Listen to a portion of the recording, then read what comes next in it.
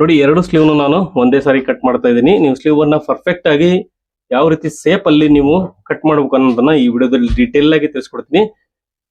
ನೋಡಿ, ನಿಮ್ಗೆ sleeve shape perfect ಆಗಿ ಬರಬೇಕು, ಇಲ್ಲ ಅಂದ್ರೆ ರಿಂಕಲ್ಸ್ ಅದು ಇದು ಪ್ರಾಬ್ಲಮ್ಸ್ ತುಂಬಾ ಬರುತ್ತೆ ಸ್ಲೀವ್ ಇಂದ ಕೂಡ. ನೋಡಿ, ಹಾಫ್ ಇಂಚಿಗೆ ನಾನು ಮೊದಲಿಗೆ ಒಂದು ಮಾರ್ಕ್ ಮಾಡ್ಕೊಂತ ಇದ್ದೀನಿ. ಇದು ಲೈನಿಂಗ್ ಬ್ಲೌಸ್ ಆಗಿರೋದ್ರಿಂದ ಹಾಫ್ ಇಂಚ್ ಬಿಟ್ರೆ ಸಾಕು. ನೀವು ಸಾದಾ ಬ್ಲೌಸ್ ಆದ್ರೆ ಜಾಸ್ತಿ ಬಿಡಬೇಕಾಗುತ್ತೆ. ಇವಾಗ ಸ್ಲೀವ್ ಲೆಂತ್ ಬಂದು ಎಷ್ಟು ಬೇಕು ನಮಗೆ ಬಾಡಿ ಮೆಜರ್ಮೆಂಟ್ ತಗೊಂಡಿರೋ ಪ್ರಕಾರ ನೋಡಿ 10 ಇಂಚು ಸ್ಲೀವ್ ಲೆಂತ್, ಫಿಟ್ಟಿಂಗ್ ಬಂದು 10.5 ಇಂಚು. ಓಕೆ, ಹಾಗೆ ನೋಡಿ ಸ್ನೇಹಿತರೆ, ಇದು ಆರ್ಮೋಲ್ ಬಂದು ಎಷ್ಟಿದೆ 16 ಇಂಚ್ ಇದೆ. ನಾವು ಬಾಡಿ ಪಾರ್ಟ್ ಅಲ್ಲಿ ನೋಡಿದೀವಿ 16 ಇಂಚು ಅಂದ್ರೆ ಅಲ್ಲಿಗೆ ಟೋಟಲ್ ಲೆಂತ್ ಬಂದು ಎಷ್ಟಿದೆ 10 ಇಂಚ್ ಇದೆ. ಅದಕ್ಕೆ ನಾವು 10 ಇಂಚು ಪ್ಲಸ್ ಹಾಫ್ ಇಂಚು ಸ್ಟಿಚಿಂಗ್ ಮಾರ್ಜಿನ್ ಅಲ್ಲಿ 10 ಇಂಚಿಗೆ ಮಾರ್ಕ್ ಮಾಡ್ಕೊತೀನಿ. ನೋಡಿ, ಇಲ್ಲಿ ಕೂಡ 10 ಇಂಚಿಗೆ ಮಾರ್ಕ್ ಮಾಡ್ಕೊಳ್ತಾ ಇದ್ದೀನಿ. ನೋಡಿ, ತುಂಬಾ ಜನಕ್ಕೆ ಇಲ್ಲಿ ಒಂದು ಕನ್ಫ್ಯೂಷನ್ ಆಗುತ್ತೆ ನಿಮ್ಗೆ. ಇದನ್ನ ನೋಡಿ, ಇವಾಗ ನಾವು ಕ್ಯಾಪ್ ಹೈಟ್ ಅನ್ನ ಯಾವ ರೀತಿ ನಾವು ಮೆಜರ್ಮೆಂಟ್ ಮಾಡ್ಕೋಬೇಕು ಅನ್ನೋದು ನೋಡ್ಕೊಳ್ಳೋಣ. ನೋಡಿ, ಇದು ಚೆಸ್ಟ್ ಮೆಜರ್ಮೆಂಟ್. ನೀವು ವಿಡಿಯೋನ ಸ್ಕಿಪ್ ಮಾಡಿದ್ರೆ ಗೊತ್ತಾಗಲ್ಲ. 38 ಚೆಸ್ಟ್ ಮೆಜರ್ಮೆಂಟ್ ಇದೆ ಈ ಬ್ಲೌಸ್. ನಾನು ಇವಾಗ ಏನ್ ಸ್ಲೀವ್ ಅನ್ನ ಕಟ್ ಮಾಡ್ತೇನೆ ಇದ್ರದ್ದು 38 ಇದೆ ಬ್ಲೌಸ್.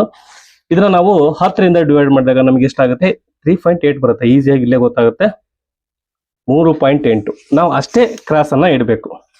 ನೋಡಿ, 7 ಇಂಚು ಅಥವಾ 6 ಇಂಚ್ ಮೇಲೆ ಏನು ಸ್ಲೀವ್ ಬರ್ತಾವಲ್ಲ ಅವು ಪ್ರತಿಯೊಂದು ಕೂಡ ಚೆಸ್ಟ್ ಮೆಜರ್ಮೆಂಟ್ ಇದೆಲ್ಲ ಅದ್ರ 10ನೇ ಒಂದು ಭಾಗ ಬಂದು ಅಷ್ಟನ್ನೇ ನೀವು ತಗೊಂಡ್ರೆ ಅದು ಫಾರ್ಮುಲಾ ಅಷ್ಟೇ. 3.8 ಅಥವಾ 3.5 ಮಿನಿಮಮ್ ನೀವು 3.5 ಮಾರ್ಕ್ ಮಾಡ್ಕೊಳ್ಳೇಬೇಕು.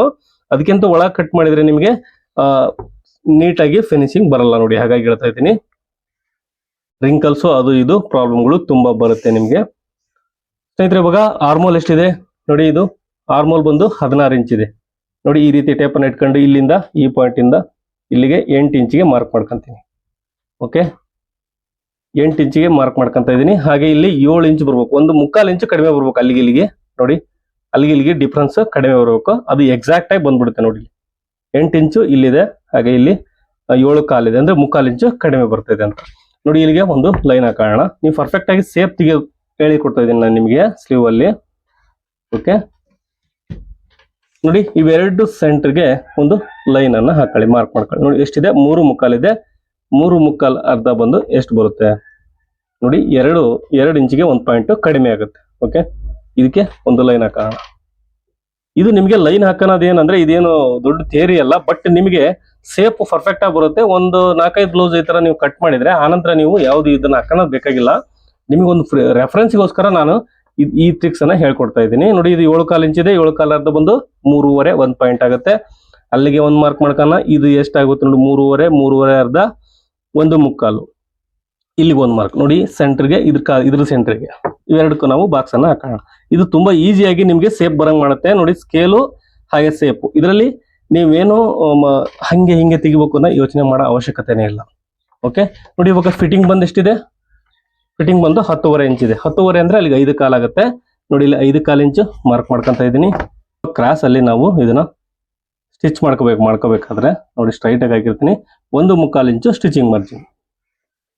ನೋಡಿ, 1.25 ಇಂಚು ನಾನು ಸ್ಟಿಚಿಂಗ್ ಮಾರ್ಜಿನ್ ಅನ್ನ ಹಾಕೊಂಡಿದ್ದೀನಿ. ಇವಾಗ ಒಂದು ಈ ಸ್ಕೇಲ್ ಅನ್ನ ತಗೊಂಡು ನೀವು ಈಸಿಯಾಗಿ ಮಾರ್ಕ್ ಅನ್ನ ಮಾಡ್ಕೋಬಹುದು. ನೋಡಿ, ಮೊದಲಿಗೆ ನಾನು ಫ್ರಂಟ್ ಸೇಪ್ ಅನ್ನ ಮಾರ್ಕ್ ಮಾಡ್ಕೊಂತ ಇದ್ದೀನಿ. ನೋಡಿ, ಸ್ಕೇಲ್ ಅನ್ನ ಈ ರೀತಿ ನೀವು ಈ ಸರ್ಕಲ್ ಇದೆಯಲ್ಲ, ಇದು ನೋಡಿ ಒಟ್ಟಿಗೆ ಇದು ಸರ್ಕಲ್ ಆಗುತ್ತೆ. ಈ ಸರ್ಕಲ್ಗೆ ನಾವು ಇಟ್ಟು ಇಲ್ಲಿಂದ ಇಲ್ಲಿಗೆ ಒಂದು ಮಾರ್ಕ್ ಅನ್ನ ಮಾಡ್ಕೊಳ್ಳೋಣ. ನೋಡಿ, ಈ ತರ ನಾವು ಹಾಕೊಂಡಿದೀವಿ. ಇವಾಗ ಒಂದು ಇದನ್ನ ನೋಡಿ, ಈ ತರ ಇಟ್ಟರೆ ನಮಗೆ ಪರ್ಫೆಕ್ಟ್ ಆಗಿ ಸೇಪ್ ಬರುತ್ತೆ. ನಾವು ಯಾವಾಗ್ಲೂ ಹೇಳ್ತಾ ಇರ್ತೀವಿ ಈ ಲೈನ್ ಇಂದ 1/4 ಇಂಚು ಕೆಳಗಡೆಗೆ ನಾವು ಮಾರ್ಕ್ ಮಾಡ್ಕೋಬೇಕು ಅಂತ. ಅದಕ್ಕೂ ಕೂಡ ಒಂದು ರೀಸನ್ ಇದೆ. ನೋಡಿ, ಈ ತರ ಸ್ಕೇಲ್ ಇಟ್ಟರೆ ಈ ಪಾಯಿಂಟ್ ಮೂರಕ್ಕೂ ಟಚ್ ಆಗ್ಬೇಕು. ಅವಾಗ ನೋಡಿ ನಮಗೆ ಒಂದು ಪರ್ಫೆಕ್ಟ್ ಆಗಿ ಸೇಪ್ ಅನ್ನೋದು ಕಾಣಿಸುತ್ತೆ. ನೋಡಿ, ಈ ತರ ನಾವು ಪರ್ಫೆಕ್ಟ್ ಆಗಿ ಸೇಪ್ ಅನ್ನ ತೆಗಿಬಹುದು. ಇನ್ನು ಒಂದು ಬಂದು ಇಲ್ಲಿ ಒಂದು ನೀವು ಲೈನ್ ಹಾಕೋಬೇಕು. ನಿಮಗೆ ಸೆಕೆಂಡ್ ಲೈನ್ ಗೊತ್ತಾಗಬೇಕಲ್ಲ ನಮಗೆ ಸ್ಕೇಲ್ಗೆ ಗುರ್ತ್ ಮಾಡ್ಲಿಕ್ಕೆ.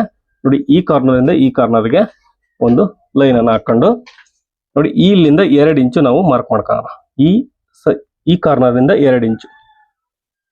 ಓಕೆ, ಇದನ್ನ ಮಾರ್ಕ್ ಮಾಡ್ಕೊಂಡು ಈ ಸ್ಕೇಲ್ ಅನ್ನ ತಗೊಂಡು ನೋಡಿ, ಈ ಪಾಯಿಂಟ್ ಇಂದ ಈ ಪಾಯಿಂಟ್ಗೆ ಈ ಸ್ಕೇಲ್ ಅನ್ನ ಇಟ್ಟು ಮಾರ್ಕ್ ಮಾಡ್ಕೋಬೇಕು. ಈ ಸ್ವಲ್ಪ ಡೀಟೇಲ್ ಆಗಿ ನೋಡ್ಕೊಂಡ್ರೆ ನಿಮಗೆ ಗೊತ್ತಾಗುತ್ತೆ. ನೀವು ನೆಕ್ಸ್ಟ್ ನಿಮಗೆ ಒಂದು 2-3 ಬ್ಲೌಸ್ ಕಟ್ ಮಾಡಿದ್ರೆ ನಿಮಗೆ ಕೈ ಕೂರ್ ನೋಡಿ, ಈ ತರ ಸ್ಕೇಲ್ ವಾಪಸ್ ನಾವು ಇಲ್ಲಿ ಇಟ್ಟಾಗ ನಮಗೆ ಅದೇ ಸೇಪ್ಗೆ ಹೋಗಿ ಕೂರ್ಬೇಕದು. ನಿಮ್ಗೆ ಈ ತರ ಟ್ರೈ ಮಾಡಿ, ನಿಮ್ಗೆ ಸ್ಲೀವ್ದು ಏನಾದ್ರು ಪ್ರಾಬ್ಲಮ್ ಇದ್ರೆ ಪಕ್ಕಾ ಸರಿಯಾಗುತ್ತೆ. ಒಂದ್ಸರಿ ನೀವು ಟ್ರೈ ಮಾಡಿ ನನಗೆ ಕಮೆಂಟ್ ಬಾಕ್ಸ್ ಅಲ್ಲಿ ಕಮೆಂಟ್ ಮಾಡಿ ತಿಳಿಸಿ. ನೋಡಿ, ಈ ತರ ನಾವು ಮಾರ್ಕ್ ಮಾಡ್ಕೊಂಡಿದೀವಿ. ಒಂದ್ಸರಿ ನಿಮಗೆ ಡೌಟ್ ಇದ್ರೆ ಚೆಕ್ ಮಾಡ್ಕೊಂಬಿಡಿ, ಕರೆಕ್ಟ್ ಆಗಿ ಇದೆಯೋ ಇಲ್ವೋ ಅಂತೇಳಿ ಈಸಿಯಾಗಿ ಗೊತ್ತಾಗುತ್ತೆ. ನೋಡಿ, ಇಲ್ಲಿ ನಮಗೆ ಮಾರ್ಜಿನ್ ಇದೆ, ಮಾರ್ಜಿನ್ ಬೇಡ ಲೆಕ್ಕ. ನೋಡಿ, ಇಲ್ಲಿಂದ ಈ ಪಾಯಿಂಟಿಗೆ ಇಟ್ಕೊಂಡು ಈ ತರ ಚೆಕ್ ಮಾಡ್ಕೊಂಡ್ರೆ ನಮಗೆ ಈಸಿಯಾಗಿ ಗೊತ್ತಾಗುತ್ತೆ. ಇಲ್ಲ ಕಟ್ ಮಾಡಿದ್ಮೇಲೆ ಕೂಡ ಚೆಕ್ ಮಾಡ್ಕೋಬಹುದು. ನೋಡಿ, ಇಲ್ಲಿ 1/2 ಇಂಚ್ ಮಾರ್ಜಿನ್ ಇದೆ. ನೋಡಿ, ಇವಾಗ ಕಟ್ ಮಾಡ್ತಾ ಇದ್ದೀನಿ. ಏನಾದ್ರೂ ಡೌಟ್ ಇದ್ರೆ ದಯವಿಟ್ಟು ಕಮೆಂಟ್ ಸೆಕ್ಷನ್ ಅಲ್ಲಿ ಕಮೆಂಟ್ ಮಾಡಿ ತಿಳಿಸಿ ಅಂತ ಹೇಳ್ತಾ, ದಯವಿಟ್ಟು ವಿಡಿಯೋ ಇಷ್ಟ ಆದ್ರೆ ಲೈಕ್ ಮಾಡಿ. ಹಾಗೆ ನಿಮ್ಮ ಫ್ರೆಂಡ್ಸ್ ಸರ್ಕಲ್ ಯಾರಾದ್ರು ಇದ್ರೆ ದಯವಿಟ್ಟು ಶೇರ್ ಮಾಡಿ ವಿಡಿಯೋನ. ಫೇಸ್ಬುಕ್ ಅಲ್ಲಿ ನೋಡ್ತಿರೋರು ದಯವಿಟ್ಟು ಫಾಲೋ ಮಾಡಿ ಅಂತ ಹೇಳ್ತಾ, ಇದ್ರದ್ದು ಕಟಿಂಗ್ ವಿಡಿಯೋ ಕೂಡ ಸ್ಟಿಚಿಂಗ್ ವಿಡಿಯೋ ಕೂಡ ಹಾಕ್ತೀನಿ ಸ್ನೇಹಿತರೆ. ನೋಡಿ, ಈ ತರ ನಮ್ಗೆ ಸೇಪ್ ಅನ್ನೋದು ಪರ್ಫೆಕ್ಟ್ ಆಗಿ ಬಂದಿದೆ.